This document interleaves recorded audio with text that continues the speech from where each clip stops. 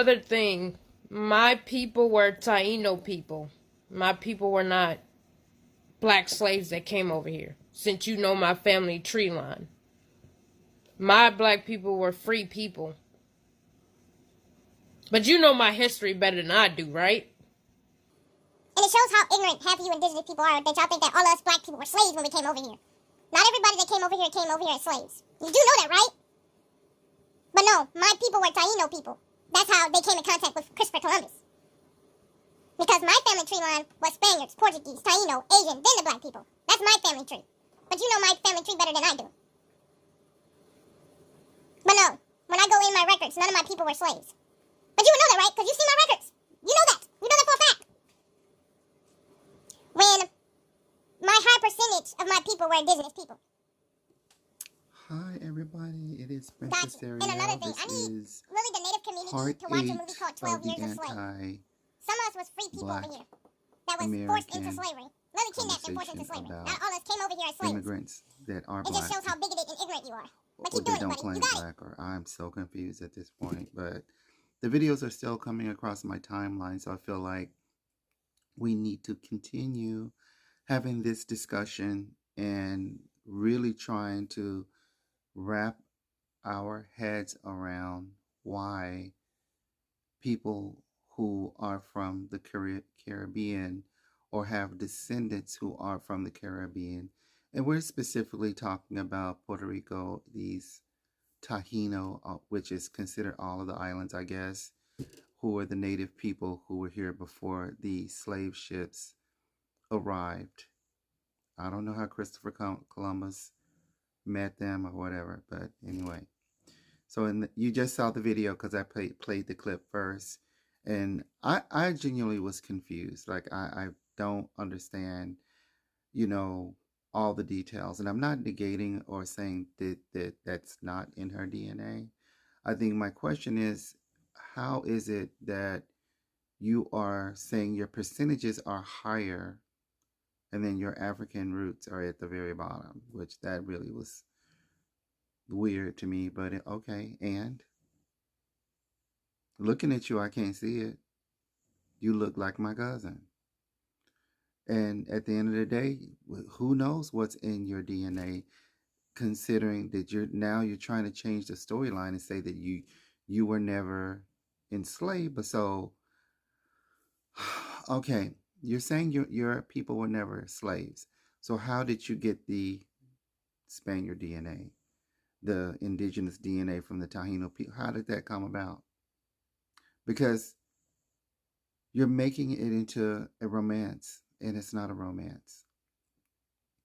I don't know how anybody could come to this country in that period of time and be captured and enslaved. So if you came on the boat or came on your own at this point, and that particular entry point, which we're talking 400 years ago, we're just doing 400. The African slave trade.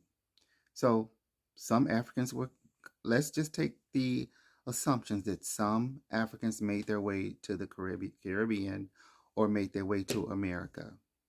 Listen very clearly here. At the time when people who were people of color, now look at this girl, what she looked like. We ain't going on what's all in her DNA. We're not saying that isn't. We're just saying anybody who arrived at the time who were captured, what difference does it make at the end of the day?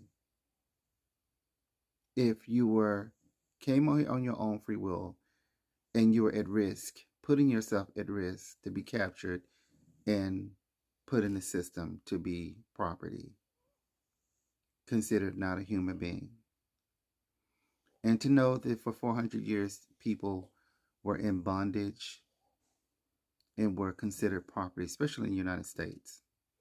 We're just dealing with chattel slavery. We're not even dealing with the islands, which they still were in bondage as well. So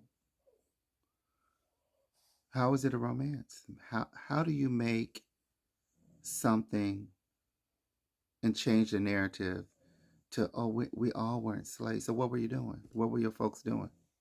Just sitting back, side-eyeing and looking like, oh, well, it ain't me. And then bragging about what's in your DNA, and the African DNA is at the bottom, but you're looking like a whole ass African in appearance. So where's the Chinese? Where's the Taino? Where's the Spaniard? Where's the all these different things that you're placing above that? And I'm always telling people, like, for me, because we weren't really taught Black history the way I'm learning about it now, and how brutal it is, and how difficult it was for people to get free. And those people who were in bondage fought for their freedom. Freedom fighters. You've had the Tuskegee, I can't even say it, Tuskegee Airmen who fought in, the world wars. You had Black people out there fighting for the freedoms to get out of enslavement. And when they did, that opened the door for all of these Black people from all these other places around the world to come to the United States and build wealth. So you mean to tell me that your folks were never in bondage, but they're here now, and you're placing yourself in a colorized system of hierarchy based on what's in your DNA? Girl, really? I'll wait. Because none of this really is solving anything, and it isn't bringing people together. How does it bring community together if we're constantly at each other about what's in our DNA, when we know that Spain was the beginning of all of this with Ghana, gold trading and all of this, and that they needed a money source, and they got one through buying slaves and enslaving people by force. And it went on for 300-400 years all throughout the U.S. and the Caribbean and other parts of the world probably too. We know about where all of these people ended up in Central America, Brazil. We know where our people are, and we claim y'all, even though y'all don't want to claim the Black folks in the United States who went through hell and back, just like y'all did. But we're going to continue to play these games and pretend like the African DNA is just a teenites. But then when you look in the damn mirror, and you look like auntie and uncle. Like, girl, stop. You just speaking another tongue, but you ain't going to never erase history like that. It don't matter what's in your DNA, because we all probably got some in our DNA through the denials and the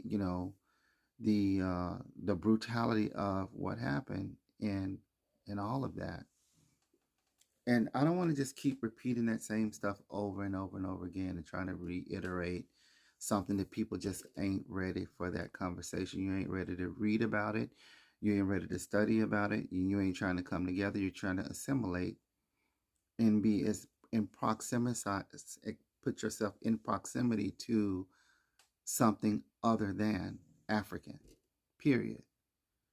And yeah, you'll throw it in there, but you're not really, the pride of it isn't there, because you placed all these other things at the top according to your chart and your family records and all of that. And I've seen so many videos of young people doing this, and it's sad, because without the enslavement and the fighting and the revolts of those people getting freed and earning the rights to get an education and earning the rights to eat in public spaces with non-Black folks who were the ones that were the cause of all of this stuff,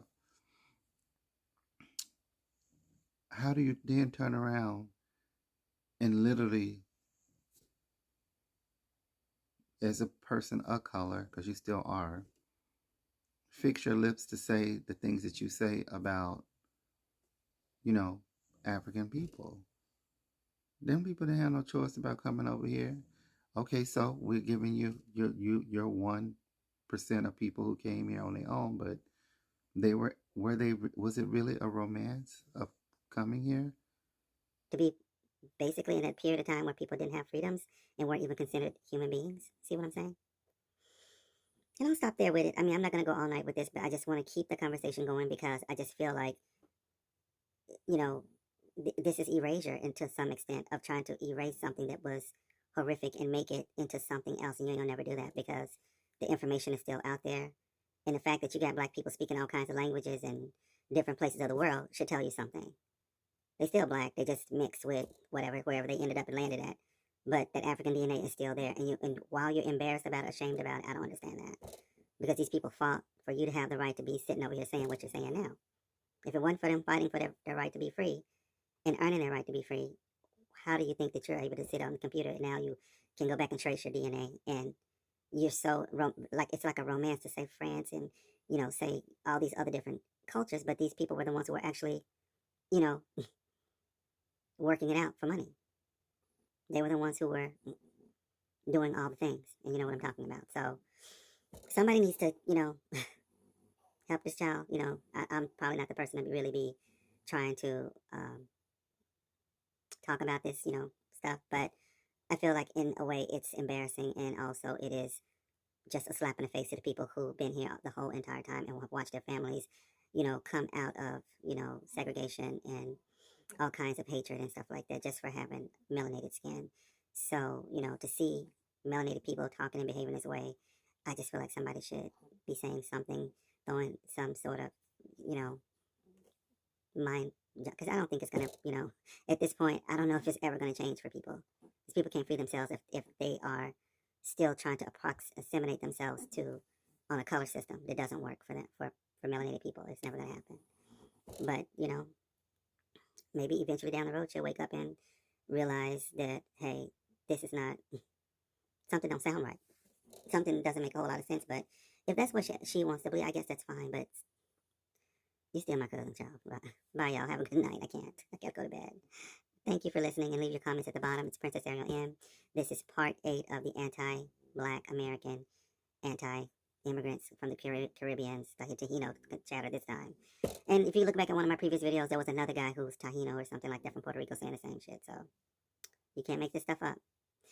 Princess Ariel M, please like, share, subscribe, leave your comments. If you understand what I'm saying or trying to say it in a way, I'm tired, so leave your comment. Thank you. Y'all have a good night.